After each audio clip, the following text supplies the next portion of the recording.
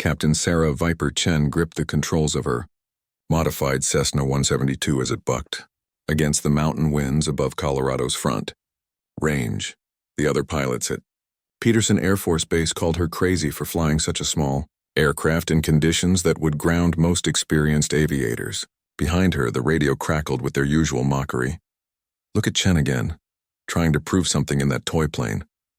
Lieutenant Morrison's voice cut through the static. Real pilots fly real aircraft, not weekend warrior specials. Sarah ignored the chatter and focused on threading her aircraft between the towering cumulus clouds that rose like white mountains around her. The Cessna was heavily modified with experimental avionics, advanced weather radar, and navigation systems that she had personally designed and installed. What others saw as a limitation, she viewed as an opportunity to push the boundaries of what was possible. The aircraft shuddered as she entered a pocket of severe turbulence, but her hands remained steady on the controls. Years of flying in impossible conditions had taught her to read the sky like others read books. Every gust of wind, every pressure change, every subtle shift in the aircraft's behavior told her a story about the invisible rivers of air flowing around the mountains. Tower. This is Viper requesting permission to demonstrate the new low-altitude navigation system, she radioed, her voice calm despite the aircraft being tossed around like a leaf in a hurricane. Negative, Viper. Weather conditions are deteriorating rapidly. Return to base immediately, came the concerned response from air traffic. Control. Sarah smiled grimly and banked the Cessna into an impossibly tight turn around a granite peak that disappeared into the clouds above. The G-forces pressed her into her seat, but the small aircraft responded with an agility that no larger plane could match. She had spent months learning every nuance of mountain flying, studying how the terrain created invisible highways and deadly downdrafts in the sky. Below her, the rocky slopes of the Rockies stretched endlessly in all directions. Most pilots avoided this area entirely, considering it too dangerous for anything but emergency flights. Sarah saw it differently. She saw training grounds where she could perfect techniques that might someday save lives. The modified Cessna carried experimental communication, equipment that could penetrate the radio shadows created by the mountains. It was technology that the military was still testing, but Sarah had volunteered to be the guinea pig, pushing both herself and her aircraft to their absolute limits. As she descended toward a narrow valley that most pilots wouldn't dare enter, her radio suddenly burst to life with an encrypted military frequency she had never heard before. The signal was strong and clear, cutting through the atmospheric interference that usually made communication impossible in these remote areas. All available aircraft. This is NORAD Operations Center. We have a code red situation developing. Repeat, code red. Unknown aircraft approaching from the north at extremely high speed. All interceptors are grounded due to weather conditions. Sarah's blood went cold. She knew that NORAD didn't issue code red alerts lightly. Something was coming, and the entire military air defense network was helpless to respond because of the same storm conditions that she was flying through with ease. The encrypted channel continued to buzz with frantic communications between various military installations. Fighter jets at multiple bases were unable to launch due to severe icing conditions and zero visibility. The approaching unknown aircraft was maintaining radio silence and flying a direct course toward major population centers.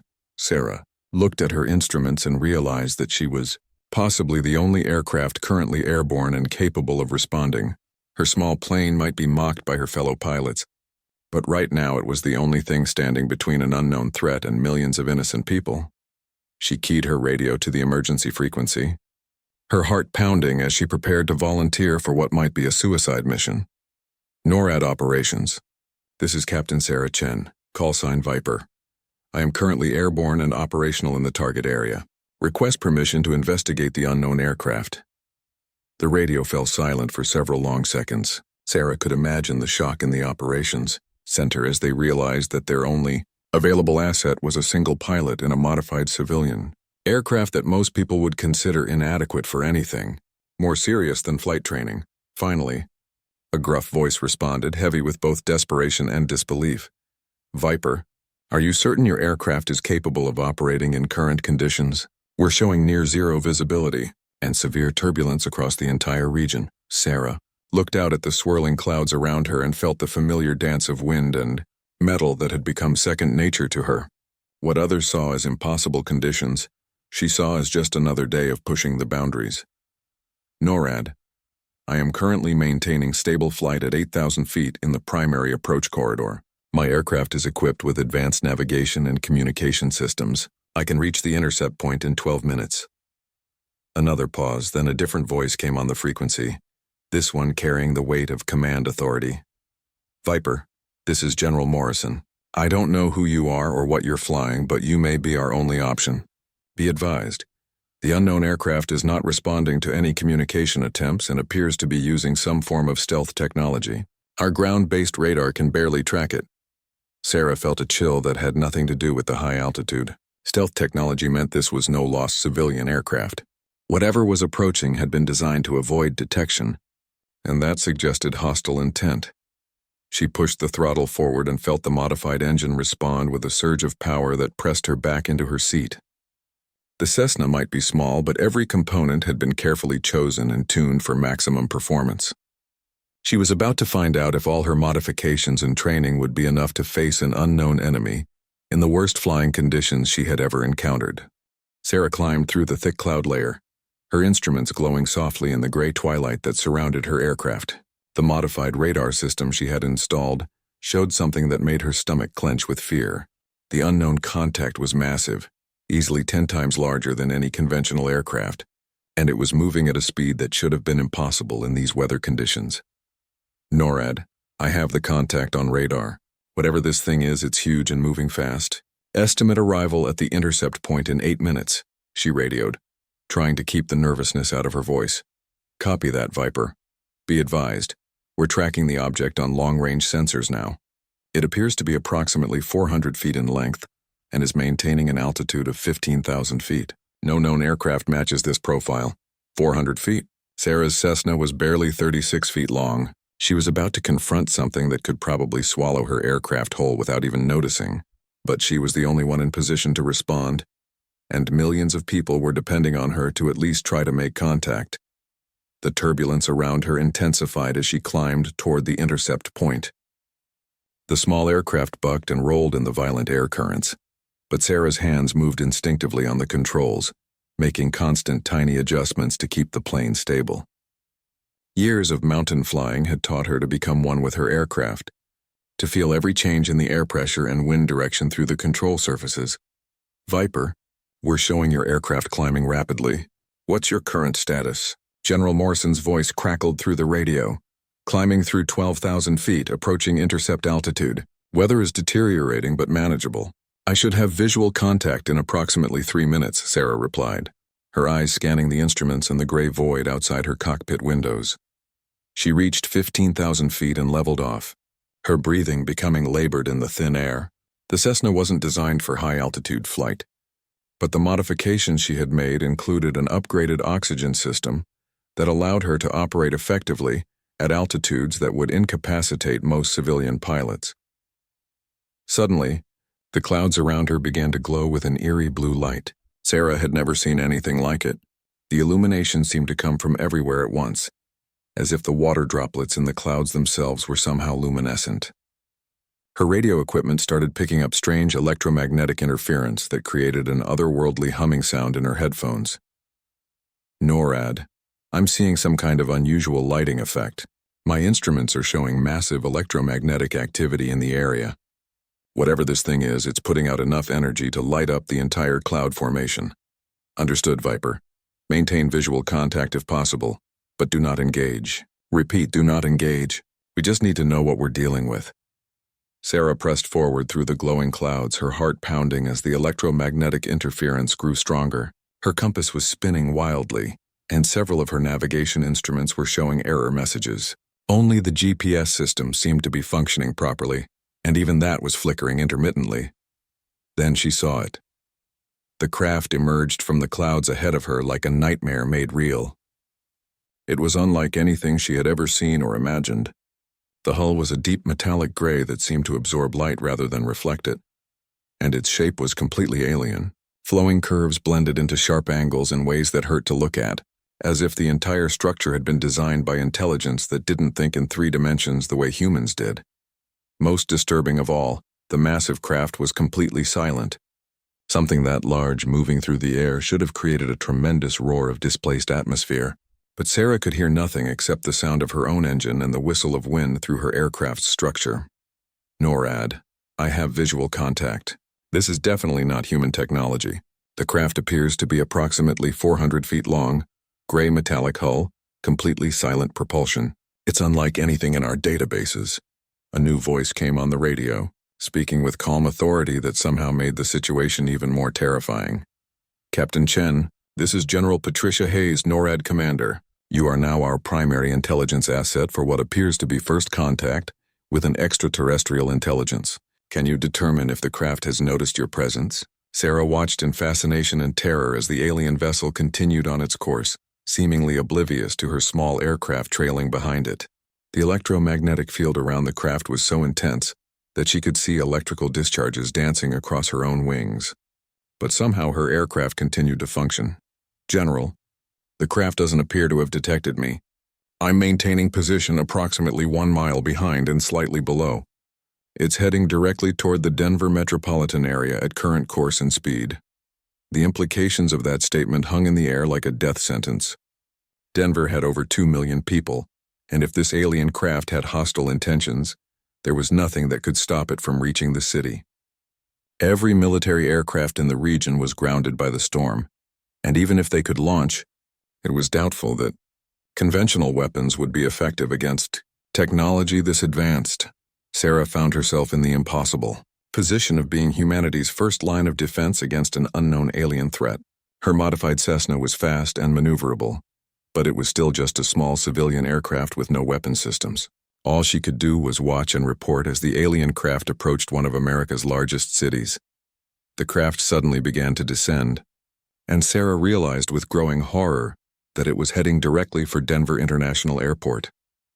If it intended to land there, it would be making a statement that couldn't be ignored. The busiest airport in the country would become the site of humanity's first official contact with an extraterrestrial civilization. NORAD. The craft is descending toward DIA. Estimated time to arrival at the airport is 6 minutes. I'm going to try to get closer and see if I can establish some form of communication. Negative, Viper. Maintain your current distance. We cannot risk losing our only observer. But Sarah was already pushing the throttle forward, closing the gap between her small aircraft and the alien Leviathan. If this was indeed first contact, she was determined to ensure that humanity put its best foot forward. And sometimes the best way to show courage was to fly a small plane straight into the unknown. Sarah pushed her Cessna harder than she had ever pushed it before, climbing to match the alien craft's altitude as it descended toward Denver International Airport. The electromagnetic field surrounding the vessel was so intense that her instruments were beginning to fail one by one. First, the autopilot system shut down. Then the GPS started showing impossible readings. And finally, even her basic navigation instruments began spinning wildly. But Sarah didn't need instruments to fly. Years of mountain flying had taught her to read the sky itself, to feel the subtle changes in air pressure and wind direction that told her everything she needed to know about her aircraft's position and attitude. She flew by instinct now, staying close enough to the alien craft to maintain visual contact while trying not to get caught in whatever exotic propulsion field was disrupting her electronics. NORAD. I'm experiencing complete instrument failure due to electromagnetic interference. Maintaining visual contact on manual flight only. The craft is definitely heading for DIA, and I estimate arrival in 4 minutes. General Hayes's voice crackled through the static-filled radio, barely audible through the interference. Viper, we're evacuating the airport now, but there are still thousands of people in the terminal buildings.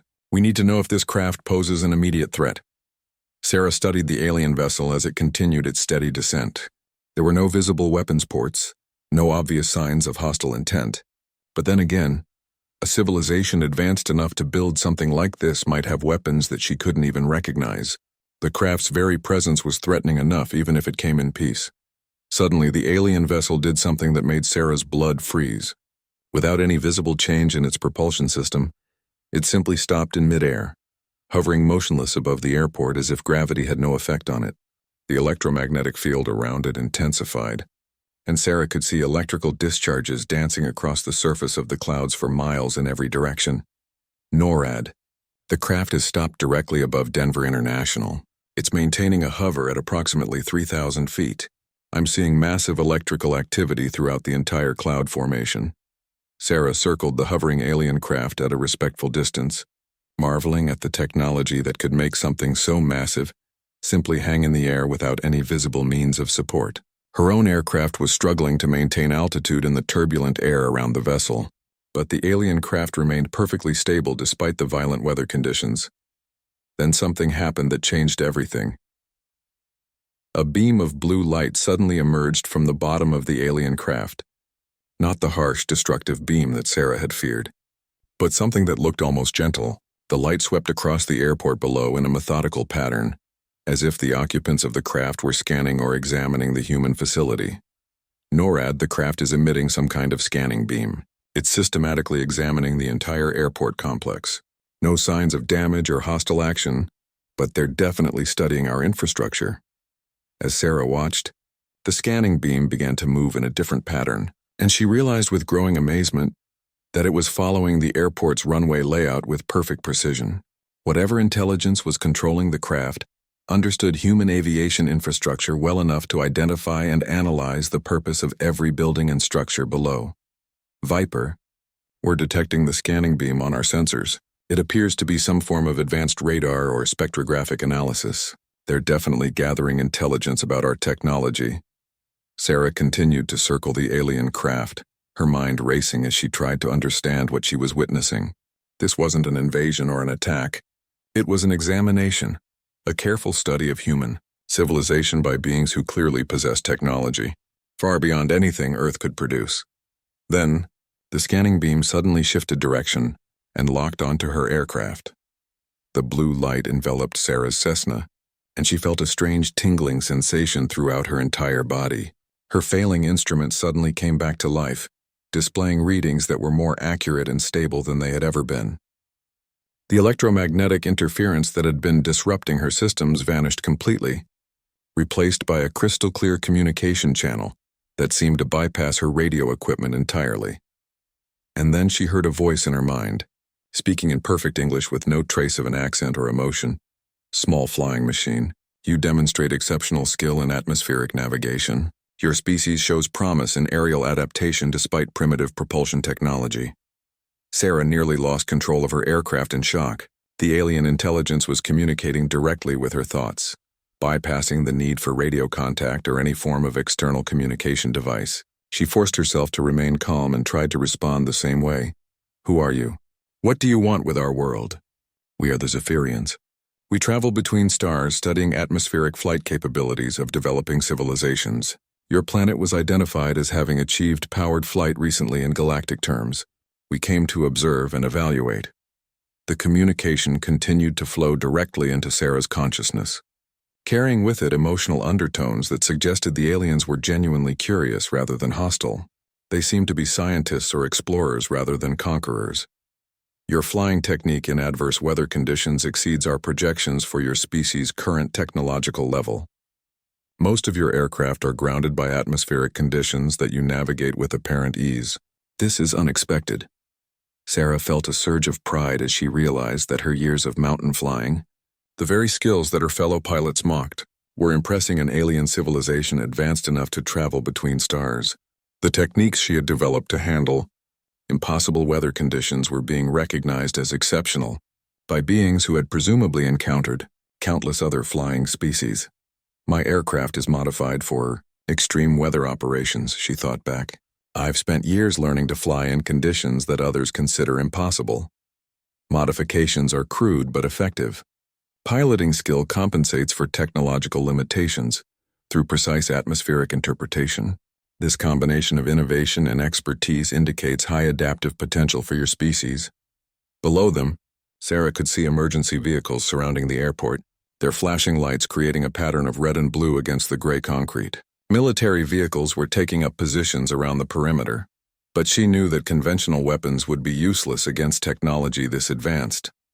"Are you here to invade our world?" she asked, voicing the fear that was undoubtedly consuming everyone watching from the ground. "Invasion serves no purpose. We study flight, not conquest. Your species shows remarkable determination to overcome atmospheric challenges. This indicates potential for eventual stellar navigation capability. The alien craft began to rise slowly, the scanning beam retracting back into its hull. Sarah realized that the examination was complete, and the Zephyrians were preparing to leave. But something in their mental communication suggested that this encounter was far from over. The massive alien craft continued to rise through the storm clouds, but the mental connection between Sarah and the Zephyrian intelligence remained strong and clear. As her Cessna followed the ascending vessel, she found herself learning more about her unexpected visitors than any human had ever known about extraterrestrial life. Your evaluation of our flying abilities seems important to you. Sarah projected her thoughts toward the alien consciousness.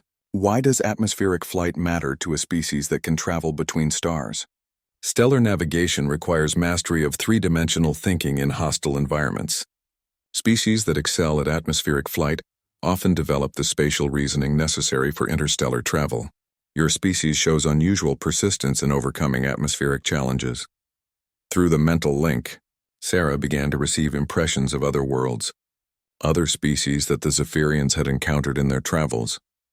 She saw beings that had achieved spaceflight, but had never mastered atmospheric flight, relying entirely on automated systems and avoiding any situation that required manual piloting skills. She saw civilizations that had abandoned flight altogether after developing anti-gravity technology, never developing the instinctive understanding of three-dimensional navigation that came from fighting wind and weather. Most species view atmospheric flight as a temporary necessity to be replaced by superior technology. Your species appears to view it as an art form to be perfected, regardless of technological alternatives. Sarah smiled grimly as she thought about the air shows, aerobatic competitions and recreational flying that continued to thrive even in an age of commercial aviation and spaceflight. Humans didn't just fly to get from one place to another. They flew for the pure joy of it, constantly pushing the boundaries of what was possible with increasingly sophisticated aircraft. We fly because we love to fly, she responded. It's not just transportation for us. It's freedom. The alien consciousness seemed to pause as if considering this concept from an entirely new perspective. Freedom, an interesting motivation. Most species fly from necessity. You fly from desire. This explains the exceptional skill development we observe. As the conversation continued, Sarah became aware that other alien craft were approaching from different directions. Her radar, now mysteriously functioning perfectly despite the electromagnetic interference, showed multiple contacts converging on their position. The Zephyrians were not alone. NORAD, I'm detecting multiple inbound contacts from various directions. Estimate at least 6 additional craft approaching our position. The aliens appear to have called for reinforcements. General Hayes's voice came through Sarah's radio with barely controlled tension. Viper, we're tracking the additional contacts on our long-range systems. They're approaching from all compass directions and maintaining high altitude. What's your assessment of the situation? Before Sarah could respond, the Zephyrian consciousness provided the answer directly. Additional observation teams have been summoned to witness your flight demonstration. Word of your exceptional piloting skills has spread among our fleet. They wish to observe human atmospheric navigation capabilities firsthand. Sarah felt a mixture of pride and terror as she realized that she had become the focal point of what amounted to an alien air show. The Zephyrians weren't just studying human technology. They were specifically interested in her flying abilities and wanted other members of their species to witness what she could do. You want me to demonstrate human flying techniques for your colleagues? She asked. Correct. Your mastery of atmospheric navigation in adverse conditions exceeds our previous observations of your species. Other research teams require verification of these capabilities. The additional alien craft began to arrange themselves in a rough circle around Sarah's position, each one maintaining a respectful distance but clearly focused on her small Cessna. The electromagnetic fields from 6 alien vessels created a light show in the clouds that was visible for hundreds of miles, turning the storm into a cosmic arena. NORAD, the alien craft, have positioned themselves to observe my flight. They want me to demonstrate human piloting capabilities. I'm going to attempt some advanced maneuvers to show them what we're capable of. Viper, negative. Do not engage in any aggressive maneuvers. We cannot risk losing our only communication link with these beings. But Sarah was already pushing her aircraft into a steep climb. her mind racing as she planned a demonstration that would showcase the best of human aviation skills. If the Zephyrians wanted to see what humans could do in the air, she was going to give them a show they would never forget. She rolled the Cessna inverted at the top of her climb and began a spiraling descent that took her between two of the alien craft, threading the needle with precision that would have been impossible for most pilots even in perfect weather conditions. The small aircraft danced through the turbulent air like a leaf on the wind, but every movement was precise and controlled. The Zephyrian consciousness flooded her mind with what she interpreted as amazement and approval. Impressive. Your aircraft appears to defy its own physical limitations through pilot skill alone. This level of atmospheric mastery typically requires thousands of flight hours and exceptional spatial reasoning ability. Sarah pulled out of her dive and immediately transitioned into a series of aerobatic maneuvers that pushed both her aircraft and her own physical limits. She performed barrel rolls, loops, and knife-edge passes that would have been challenging in calm air, but she was doing them in the middle of a violent thunderstorm while surrounded by alien spacecraft. Each maneuver drew approval from the watching Zephyrians, and Sarah began to sense additional alien consciousnesses joining the mental communication. Word was spreading among their fleet about the remarkable human pilot who could make a primitive aircraft perform like an extension of her own body. Your species demonstrates remarkable adaptability. Most civilizations at your technological level cannot achieve this level of atmospheric control. As Sarah completed her demonstration with a perfect loop that brought her aircraft back to its original position, she realized that something important had just happened. She hadn't just made contact with an alien civilization. She had represented humanity in the first interstellar airshow, and apparently, humans had made an excellent impression. The Zephyrian craft began to move into a new formation, and Sarah sensed that the next phase of this encounter was about to begin. But this time she felt confident that humanity was being judged favorably by beings who had traveled the galaxy, studying the flight capabilities of countless species. "What happens now?" she asked. "Now we extend an invitation that few species receive. Would you be willing to demonstrate human flight capabilities on other worlds?" Sarah's hands trembled slightly on the controls as the full implications of the Zephyrian offer sank in. They were inviting her to leave Earth, to travel to other worlds and demonstrate human flying capabilities to alien civilizations across the galaxy. It was the opportunity of several lifetimes, but it would mean leaving everything and everyone she had ever known. "I need to understand what you're offering," she projected toward the alien consciousness. "You want me to travel with you to other worlds?" "Affirmative. Your species has demonstrated exceptional atmospheric navigation capabilities that warrant study by the greater galactic community. You would serve as humanity's representative in our ongoing research into flight evolution across different worlds and species." Through the mental link, Sarah began to receive images of alien worlds with impossible flying conditions, planets where the atmosphere was so thick that flight required completely different techniques, worlds where multiple moons created gravitational fields that made conventional navigation obsolete, and gas giants where entire cities floated in the upper atmosphere, supported only by the skill of their pilots. "How many species have you studied?" she asked, her curiosity overcoming her fear. "Over 3,000 civilizations across this galactic sector have been evaluated for their atmospheric flight capabilities. Fewer than 50 have demonstrated sufficient skill to warrant invitation to the Galactic Flight Research Program." The significance of that number hit Sarah like a physical blow. Out of 3,000 intelligent species, only 50 had been considered skilled enough pilots to join whatever program the Zephyrians were running, and now they were offering humanity a place among that elite group based entirely on her demonstration in a modified Cessna. "NORAD, are you getting any of this communication?" she radioed, hoping that her superiors were somehow monitoring the mental conversation. "Negative, Viper. We're only receiving your side of the communication. What are they proposing?" Sarah tried to summarize the incredible offer, while maintaining her aircraft's position relative to the alien fleet. "They want to invite humanity to join some kind of galactic research program focused on atmospheric flight capabilities. They're offering to take a human representative to other worlds to demonstrate our flying skills." The radio was silent for several long moments before General Hayes responded. "Viper, you are not authorized to make any commitments on behalf of the human race. This decision would need to involve the highest levels of government and international cooperation. But the Zephyrian consciousness was already providing more details about what such a journey would entail. Your aircraft would be enhanced with our technology to allow survival in alien atmospheres. Your biological systems would be augmented to handle the physical stresses of flight in different gravitational and atmospheric conditions. The knowledge you would gain about advanced flight techniques would benefit your entire species upon your return. How long would such a mission last? Sarah asked. Time is relative when traveling between stars. From your perspective, approximately 5 Earth years. From the perspective of your planet, due to relativistic effects, nearly 50 years would pass. Sarah felt her heart sink as she realized what that meant. If she accepted this offer, everyone she knew on Earth would be old or dead by the time she returned. She would be abandoning her entire life for the chance to represent humanity among the stars. But then she thought about what such knowledge could mean for her species. Advanced flight techniques, new technologies, and the proven fact that humans were exceptional pilots by galactic standards. The information she could bring back might revolutionize aviation and space travel for all of humanity. I need time to consider this offer, she responded.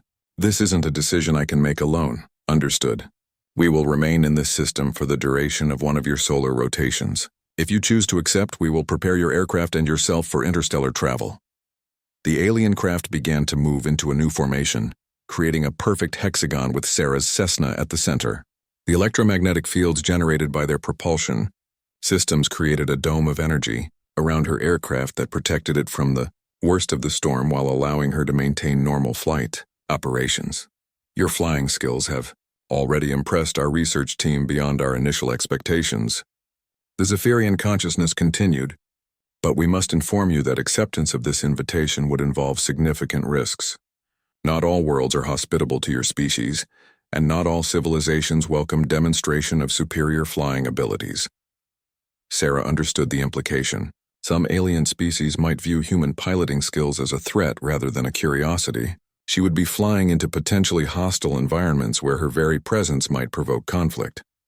Have you lost representatives from other species on these missions? She asked. Regrettably, yes. 17 individuals from various species have been lost during research missions over the past millennium. However, the knowledge gained has advanced flight technology for dozens of civilizations and prevented countless atmospheric navigation accidents. The mental communication carried with it emotional undertones that suggested the Zephyrians genuinely mourned the loss of those research partners. They weren't treating this as a casual experiment, but as a serious scientific endeavor, with real risks and real consequences. NORAD, I need to land and discuss this with the appropriate authorities. The aliens are offering humanity a place in some kind of galactic research program, but it would require a human representative to travel with them for what amounts to 50 years of Earth time. Negative. Viper. Weather conditions at all bases are still below minimums for landing. You'll need to maintain flight until the storm passes. Sarah looked around at the alien craft surrounding her and realized that she was in the most protected airspace on the planet. The electromagnetic fields generated by the Zephyrian vessels were actually clearing the atmosphere around her, creating a pocket of calm air in the middle of the worst storm of the decade. Actually, NORAD, I think I'm in the safest place I could possibly be right now. These aliens seem to have created their own weather modification system just by being here. As if responding to her observation, the lead Zephyrian craft began to descend toward Denver International Airport, its presence causing the storm clouds to dissipate in its wake. The other alien vessels followed, creating a corridor of clear air that extended all the way to the ground. We will demonstrate our atmospheric modification capabilities as a gesture of goodwill, the alien consciousness explained. Your aircraft may now land safely. However, our offer remains open for only 24 hours of your planetary rotation. Sarah began her descent toward the airport, surrounded by 6 alien spacecraft that were casually performing feats of weather control that human science could barely imagine. She was about to land at the center of what would undoubtedly become the most important moment in human history, carrying with her an offer that could either elevate humanity to new heights or lead to the loss of one of Earth's most skilled pilots. The choice was no longer just about her own future. It was about what humanity was willing to risk to prove that they belonged among the stars. Sarah's modified Cessna touched down on the rain-slicked runway at Denver International Airport, with the gentleness of a feather, surrounded by 6 alien spacecraft that hovered motionless above the terminal buildings. The electromagnetic fields generated by the Zephyrian vessels had created a perfect cone of calm air that extended from 30,000 feet down to the ground, allowing her to execute what was probably the smoothest landing of her entire career. As she taxied toward the terminal, Sarah could see hundreds of military vehicles surrounding the airport perimeter, their occupants undoubtedly trying to process what they were witnessing. News helicopters circled at a respectful distance, kept back by no-fly zones but still close enough to broadcast humanity's first confirmed contact with extraterrestrial intelligence to a watching world. NORAD, requesting permission to shut down engines and debrief. I assume you want to know everything about my conversation with our visitors. Affirmative, Viper. Maintain your current position and prepare for immediate debriefing. We have teams standing by to interview you and examine your aircraft. Sarah powered down her systems and sat in the sudden silence of her cockpit, the weight of the past few hours finally settling on her shoulders. She had gone from being a mocked pilot flying a small plane in bad weather to being humanity's first ambassador to an alien civilization. The transition was almost too dramatic to believe. Through her cockpit windows, she could see military personnel establishing a security perimeter around her aircraft while keeping a nervous eye on the alien vessels overhead. The Zephyrian craft remained perfectly motionless, their hulls gleaming with an inner light that made them appear almost ethereal against the gray sky. The mental connection with the alien consciousness remained active, and Sarah could sense that they were observing the human response to their presence with great interest. Your species demonstrates remarkable organizational efficiency, the Zephyrian voice observed in her mind. Most civilizations require significantly longer to coordinate a response to first contact. We've been thinking about this possibility for a long time, Sarah replied, though I don't think anyone expected it to happen during a thunderstorm with a civilian pilot as the primary contact. Unexpected circumstances often reveal the true capabilities of a species. Your performance under stress conditions exceeded our most optimistic projections for human atmospheric navigation potential. A convoy of black vehicles approached her aircraft, and Sarah could see officials in suits emerging alongside military personnel. The real debriefing was about to begin, and she knew that every word of her conversation with the aliens would be analyzed by teams of experts trying to understand the implications of this historic encounter. General Hayes approached her aircraft personally, accompanied by what appeared to be half of NORAD's senior command staff. Sarah opened her cockpit door and climbed down to meet them, her legs slightly unsteady after the intense flight and the overwhelming realization of what had just occurred. Captain Chen, I need to know everything, General Hayes said without preamble. What did they tell you? What do they want, and what are the implications for national security? Sarah took a deep breath and began recounting the entire conversation, from the initial contact through the incredible offer to join the Galactic Flight Research Program. As she spoke, she could see the expressions on the faces of the listening officials shift from skepticism to amazement to concern. They're offering to take a human representative to other worlds? General Hayes asked.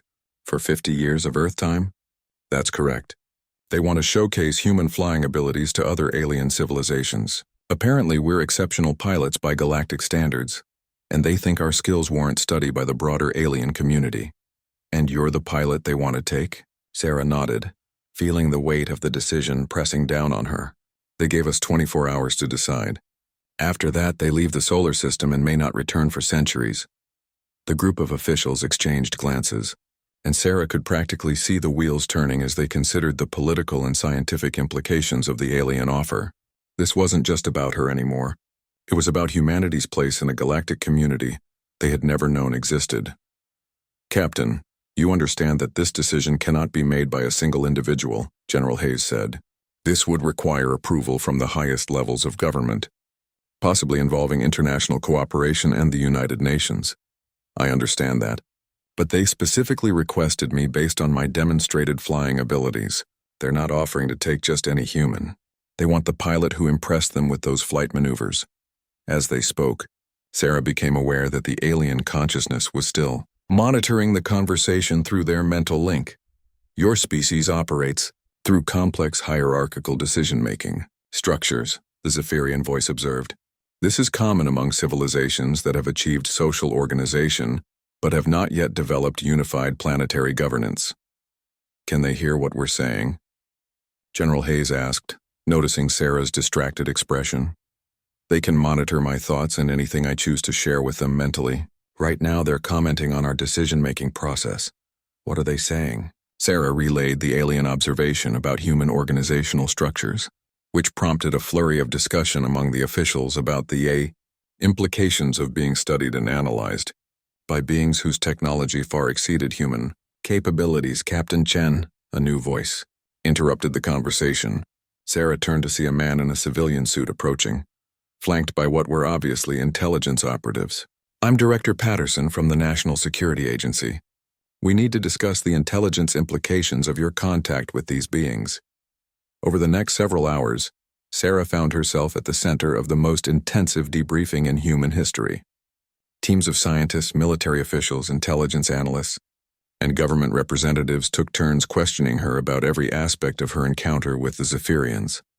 Through it all, the alien consciousness remained connected to her mind, occasionally providing additional information or clarifying details that helped her answer the increasingly technical questions. The aliens seemed genuinely interested in helping humanity understand the full scope of what was being offered. As the sun began to set through the dispersing storm clouds, Sarah realized that time was running out. The 24-hour deadline the Zephyrians had imposed was approaching, and she still didn't know what decision had been reached by the various government authorities who were undoubtedly discussing the matter at the highest levels. Has there been any word from Washington about the mission? She asked General Hayes during a brief break in the questioning. The President has been briefed and emergency sessions are being held with the National Security Council and key congressional leaders. The UN Security Council has also been convened. But frankly, Captain, this is unprecedented. There are no protocols for this kind of decision. Sarah looked up at the alien craft still hovering motionless above the airport and realized that humanity was facing its first test as a potential member of a galactic community. The choice they made in the next few hours would determine whether humans were seen as a species worthy of inclusion among the stars or as a civilization too cautious and bureaucratic to take the risks necessary for advancement. The clock was ticking, and the most important decision in human history was still being debated in committee rooms, while 6 alien spacecraft waited patiently for an answer that might never come. With less than 2 hours remaining before the Zephyrian deadline, Sarah found herself alone in a secure briefing room at Denver International Airport, surrounded by the most powerful people in the American government, who had flown in specifically for this historic moment. The President herself had arrived aboard Air Force One, along with the Secretary of Defense, the Director of NASA, and representatives from a dozen allied nations. Captain Chen, the President said, her voice carrying the weight of a decision that would echo through history. After extensive consultation with our allies and the United Nations Security Council, we've reached a consensus. We believe that this opportunity, despite its risks, represents the most significant advancement opportunity our species has ever encountered. Sarah felt her heart rate increase as she realized what was being asked of her. Ma'am, are you saying that you want me to accept their offer? We're saying that the decision is ultimately yours to make, the President replied. But we want you to know that you would have the full support of every government on Earth. You wouldn't just be representing the United States. You would be representing all of humanity. Through the mental link with the Zephyrians, Sarah could sense their growing anticipation as the deadline approached. They had been monitoring human communication networks and were aware that a decision was imminent. Your species demonstrates admirable collaborative decision-making capabilities, the alien consciousness observed. Most civilizations at your technological level are fragmented by territorial disputes and cannot achieve consensus on matters of planetary importance. What would happen to my aircraft if I accept? Sarah asked both the human officials and the alien intelligence simultaneously. The President looked to the NASA director, who had been coordinating with technical teams throughout the day. Your Cessna would be completely integrated with alien technology that would allow it to function in any atmospheric environment. Essentially, it would become a hybrid, human-alien spacecraft while maintaining the flight characteristics you're familiar with. The Zephyrian consciousness provided additional details that sent chills down Sarah's spine.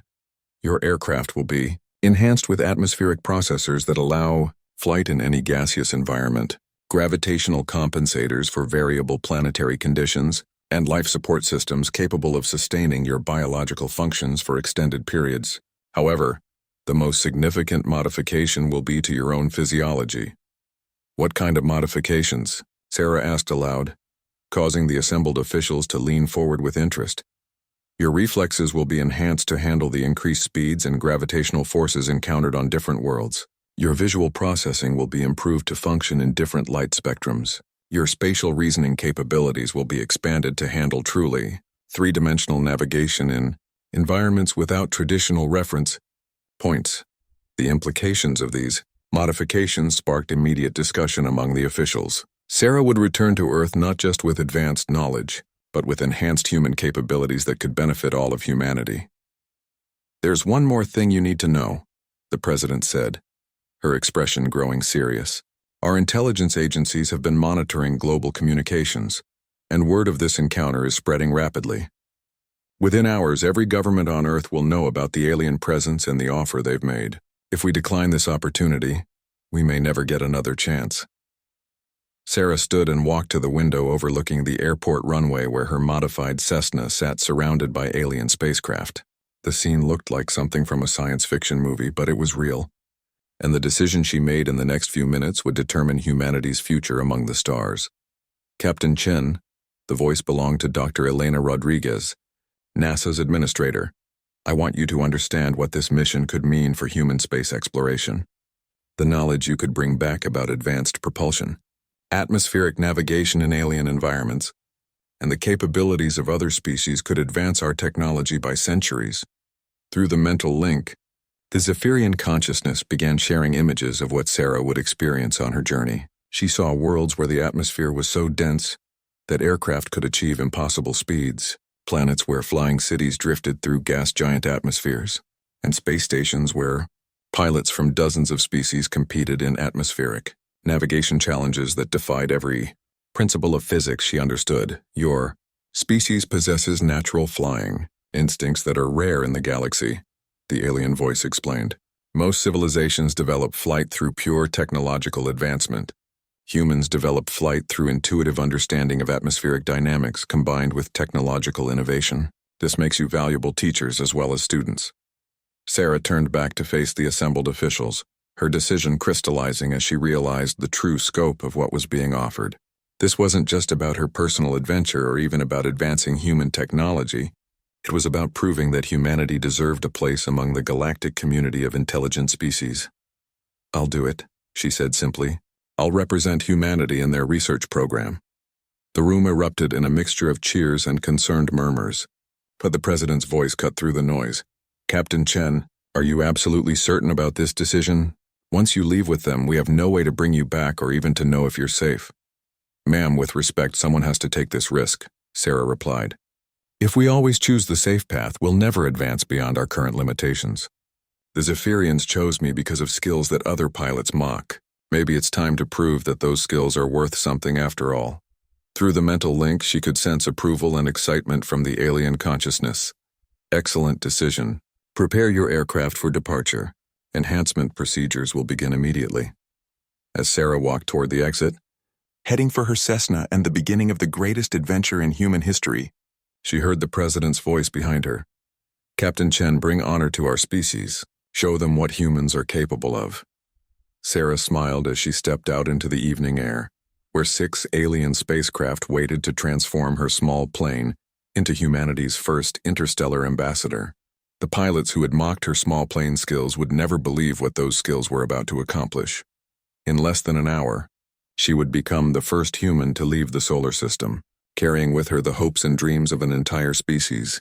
The small plane pilot who couldn't get respect at her own airbase was about to represent humanity among the stars, proving that sometimes the most important journeys begin with the smallest aircraft and the greatest courage. As alien technology began to integrate with her beloved Cessna, transforming it into something that could fly between worlds, Sarah Chen prepared to show the galaxy what human pilots could really do.